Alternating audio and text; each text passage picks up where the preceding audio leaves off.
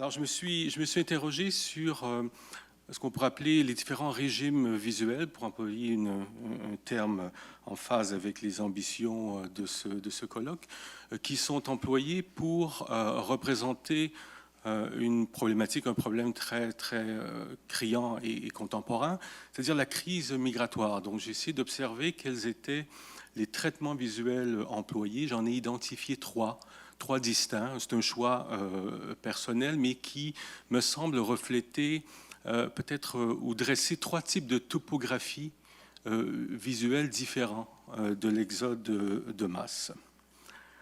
Alors, la crise migratoire n'a pas échappé à l'attention des fleurons institutionnels du photojournalisme d'actualité.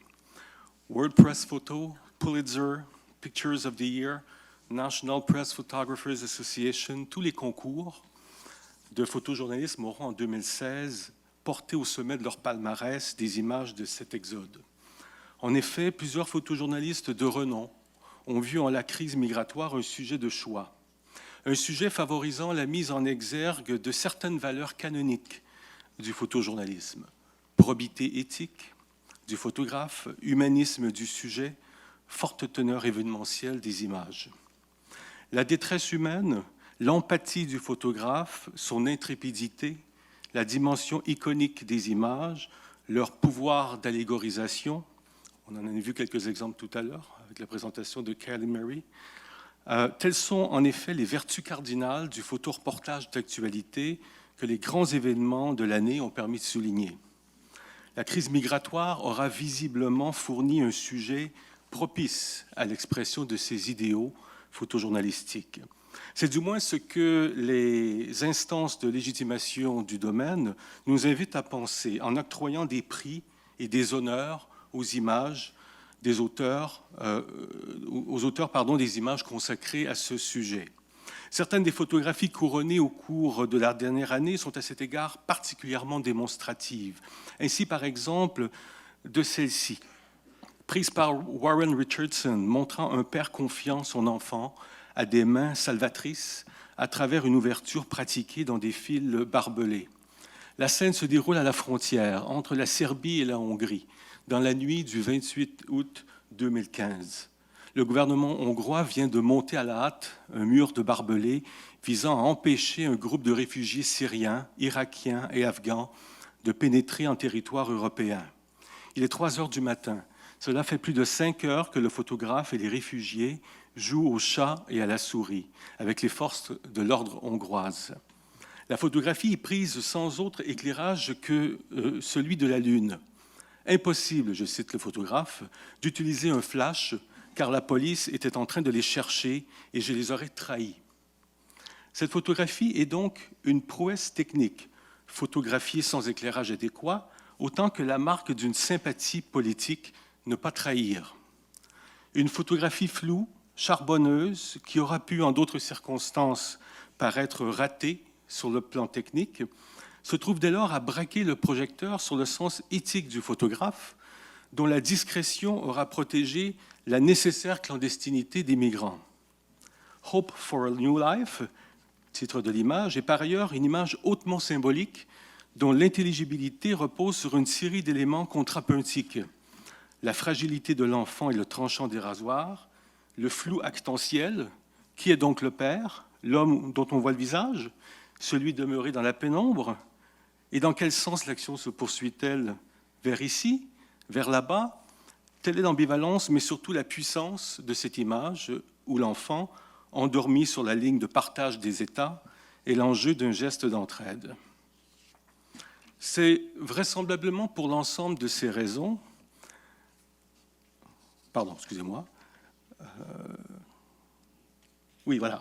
C'est vraisemblablement pour l'ensemble de ces raisons que la photographie de Richardson a intégré le panthéon des images de presse. La méritocratie du photojournalisme carbure à ce subtil mélange de bienfaisance humanitaire et de distinction esthétique. À cet égard, l'année 2016 ne fut pas plus exceptionnelle qu'une autre. La guerre du Vietnam, le génocide au Rwanda, la guerre du Kosovo, le tsunami, Ces événements furent également générateurs d'images pathétiques et d'icônes de compassion, et de prix également. Le phénomène est d'ailleurs endémique à ces concours dont la vocation première consiste essentiellement à réitérer, au moyen de la mise en valeur d'images emblématiques, l'utilité sociale du photojournalisme. Le millésime 2016 se distingue néanmoins sur un point fondamental, car l'exode de masse n'est pas un sujet tout à fait comme les autres. L'exode de masse est le sujet qui a porté sur les fonds baptismaux les plus hautes aspirations du photojournalisme d'actualité. Lors de la guerre civile espagnole, avec Robert Capa, alors nouvelle figure tutélaire du photojournalisme de guerre, qui alimenta la presse internationale en tropes visuels inédits de la migration, colonnes de réfugiés, déplacements vers des camps d'internement, infrastructures sanitaires et alimentaires.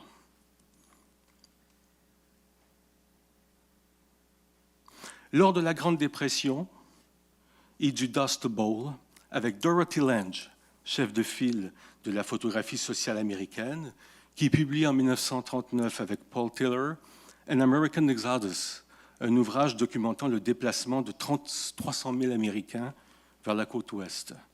Largement diffusé par l'édition illustrée, à leur arrivée à pleine maturité, ces images ont institué des modèles figuratifs, défini des postures éthiques et imputé des rôles aux images de presse. L'exode de masse a ainsi partie liée avec les origines historiques du photojournalisme d'obédience sociale et humanitaire. Outre ces chefs-d'œuvre du photojournalisme, il se trouve des images réalisées par les migrants eux-mêmes. Prises à l'aide de téléphones portables, c'est mon deuxième objet, si vous voulez. Prises à l'aide de téléphones portables, ces images dominent en nombre l'iconographie contemporaine de la migration de masse. Cette production tient à plusieurs facteurs. Il importe de les exposer brièvement afin de mieux comprendre les fonctions et les traits de cette somme de documents visuels. Le premier facteur est d'ordre technique et statistique. 98% de la population du Moyen-Orient et d'Afrique du Nord possèdent un téléphone portable dont la très grande majorité sont des smartphones permettant de diffuser les images prises sur les réseaux sociaux. Les personnes migrantes, nous apprendons dans un rapport de 2016 intitulé « Mapping Refugee Media Journeys, Smartphones and Social Media Networks », sont ainsi très nombreuses à disposer des moyens techniques autorisant la production et la diffusion d'images. Un second facteur concerne la nature des usages auxquels le smartphone doit répondre. Maintien d'un lien permanent avec des proches en situation de migration ou demeurés dans leur pays d'origine, enregistrement des diverses étapes du déplacement et constitution d'une archive visuelle personnelle, consignation à des fins testimoniales et juridiques des violences observées ou subies, planification et vérification d'itinéraires, liaison avec les passeurs et services d'urgence, personnel de santé, ONG, garde côtière, etc. La réalisation d'images par les réfugiés eux-mêmes s'inscrit en ce sens à l'intérieur d'une stratégie globale de survivance qu'il importe de documenter.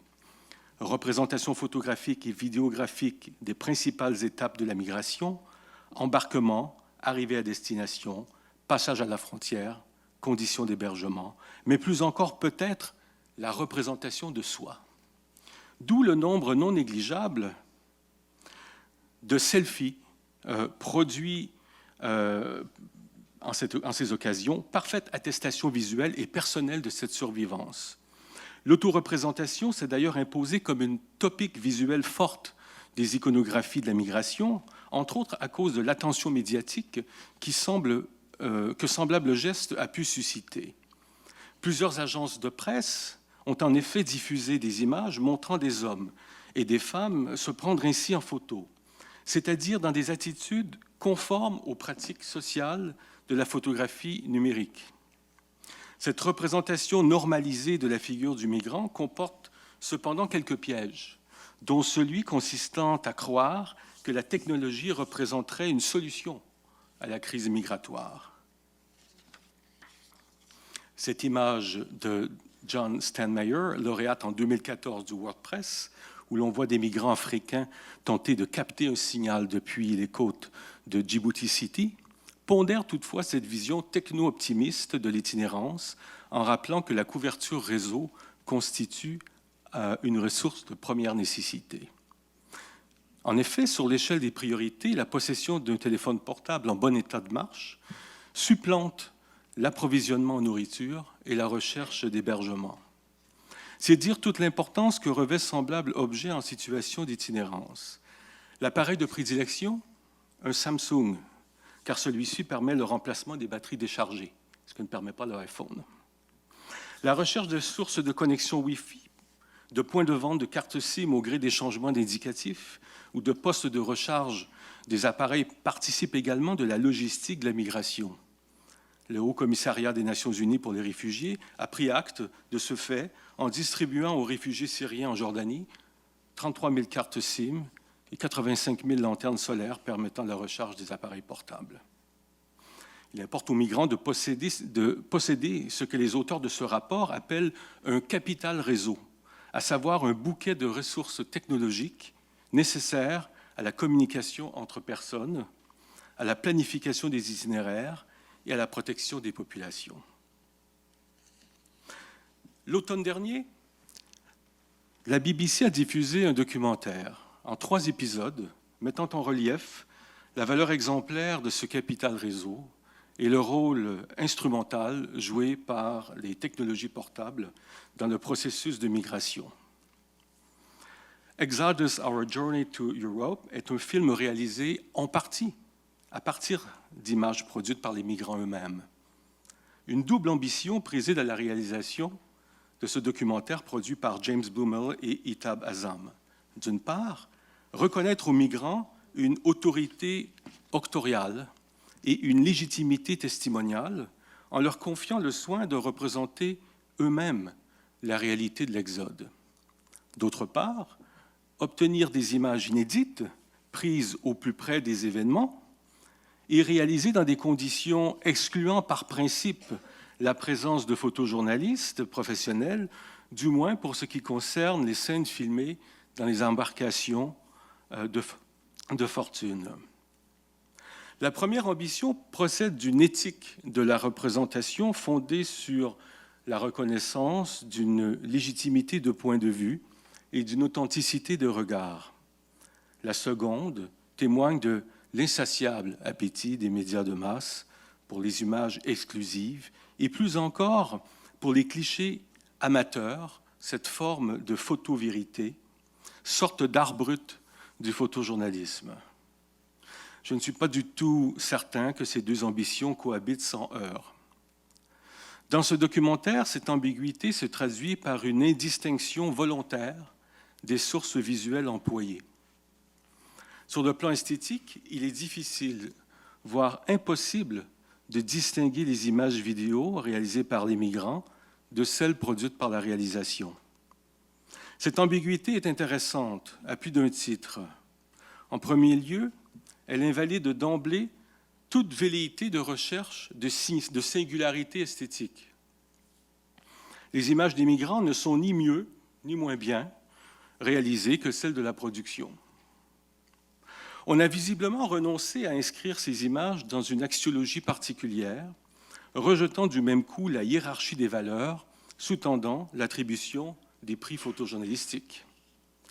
En second lieu, cette indistinction des sources visuelles a pour effet de rendre indiscernables les images produites par les migrants, ce qui paraît entrer en contradiction avec le projet du film. Mais sous ce paradoxe pointe une dimension politique. Les personnes migrantes doivent en permanence évoluer dans la clandestinité, en optant pour des déplacements nocturnes, en empruntant des itinéraires non balisés, en recourant aux services de passeurs. Échapper à la détection est donc une nécessité. Il importe en effet de ne pas être repéré, y compris lors de ces pérégrinations technologiques, que ce soit en communiquant par l'intermédiaire d'applications cryptées telles que WhatsApp ou Viber, en usant de pseudos sur Facebook ou Twitter, ou en utilisant de multiples cartes SIM prépayées. Dans ce film, le caractère indiscernable des images migrantes procède d'une métaphorisation de la discrétion que doivent observer leurs auteurs.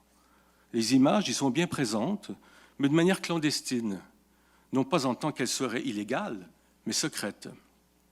Une clandestinité esthétique et non pas juridique, puisque l'identité des protagonistes du film est clairement établie.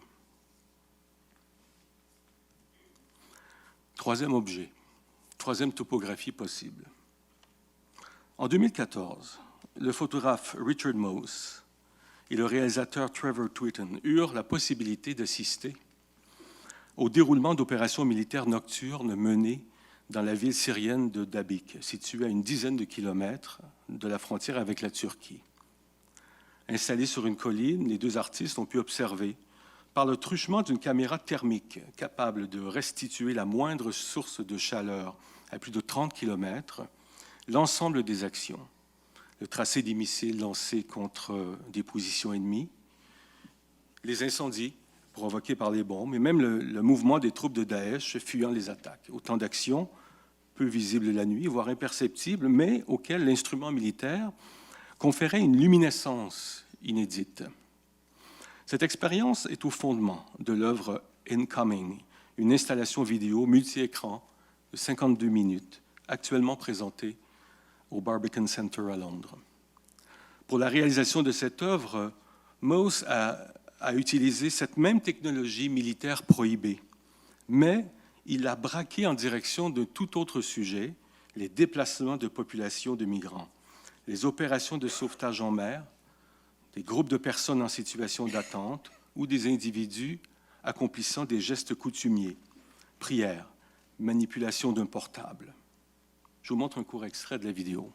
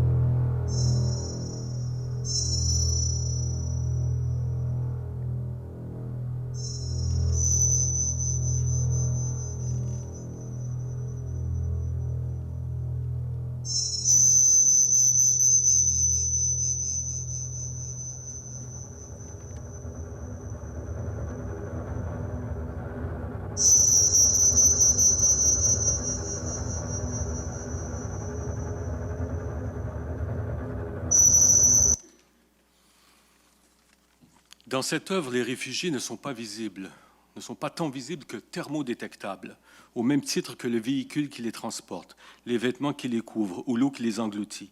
Tout est en l'occurrence affaire d'indices thermiques, la profonde noirceur du pot d'échappement d'une voiture, la tache sombre d'un souffle passant à travers une étoffe, ou encore ses empreintes de main, contrastant avec la blancheur du corps en hypothermie ou peut-être mort. Celles-ci disparaissent dans la prochaine minute, un peu comme le font les images rétiniennes.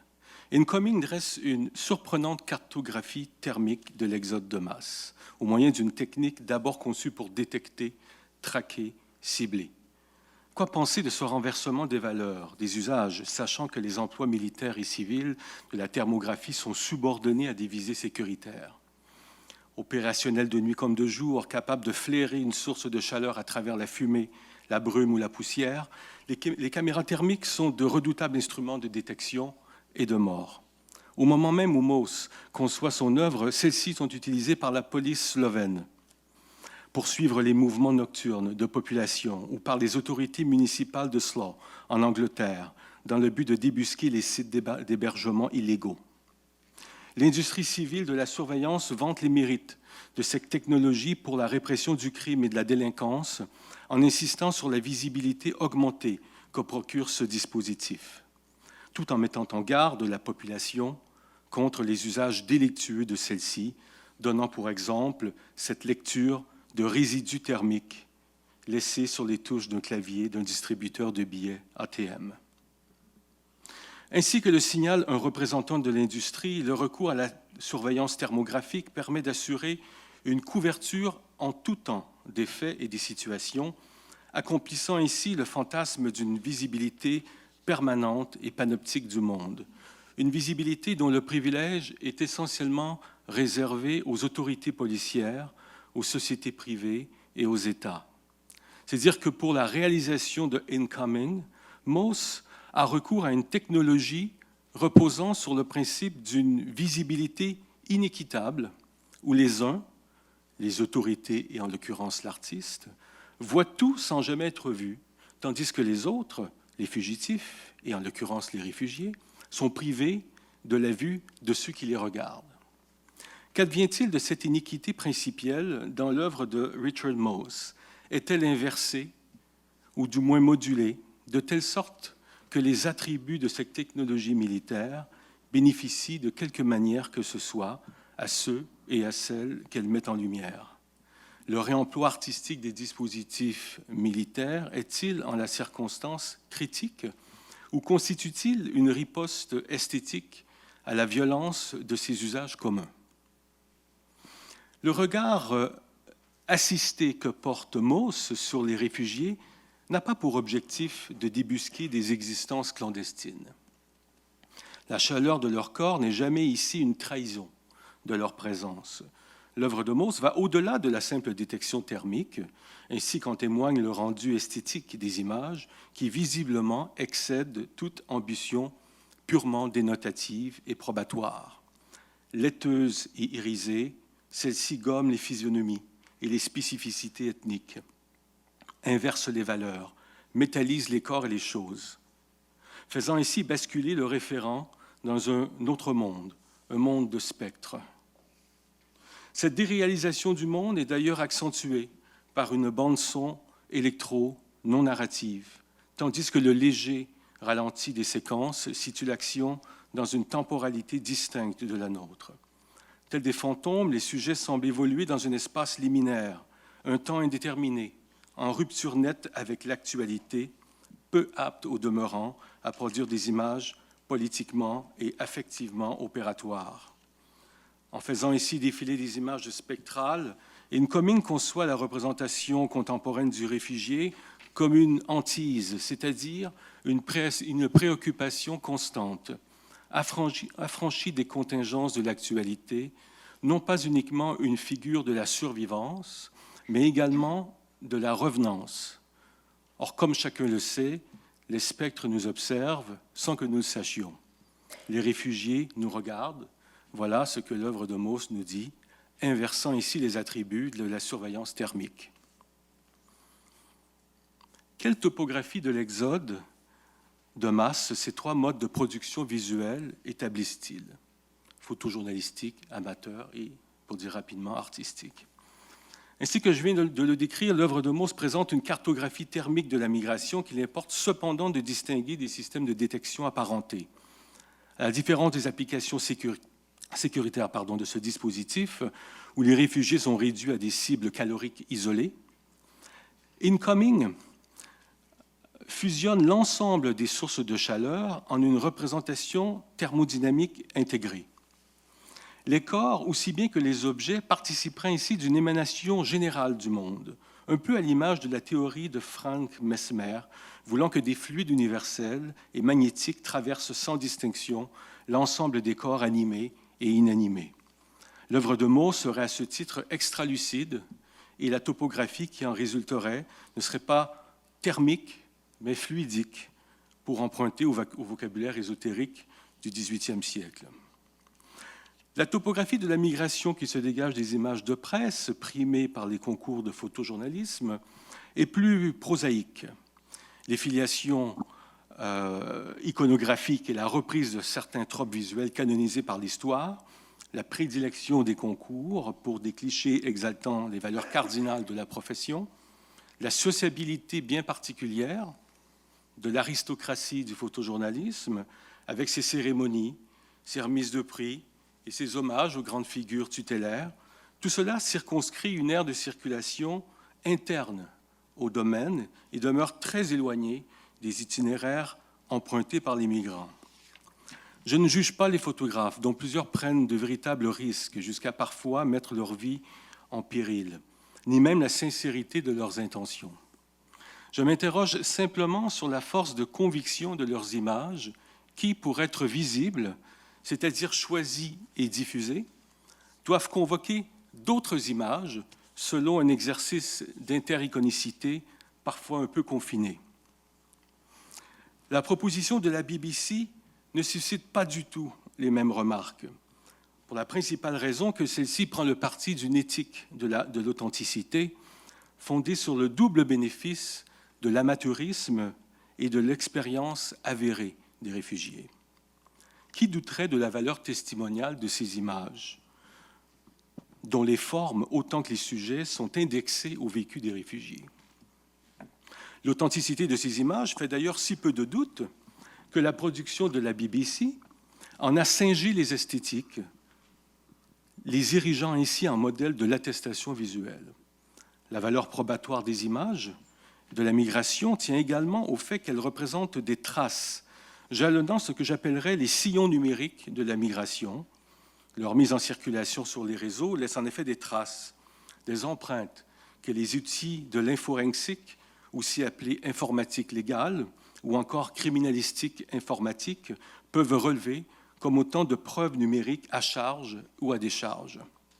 Or, cette traçabilité des images s'étend sur une chaîne transnationale qui, de la mer Égée, lieu d'origine des clichés pris par Hassan Akkad, jusqu'à leur stockage dans les data centers suédois high-tech, défie toutes les juridictions territoriales, rendant cette topographie de l'exode enfin technique et globalisée. Pourquoi autant de régimes visuels de la migration? N'est-ce pas là le symptôme de l'immense défi posé par la résolution politique de cette crise?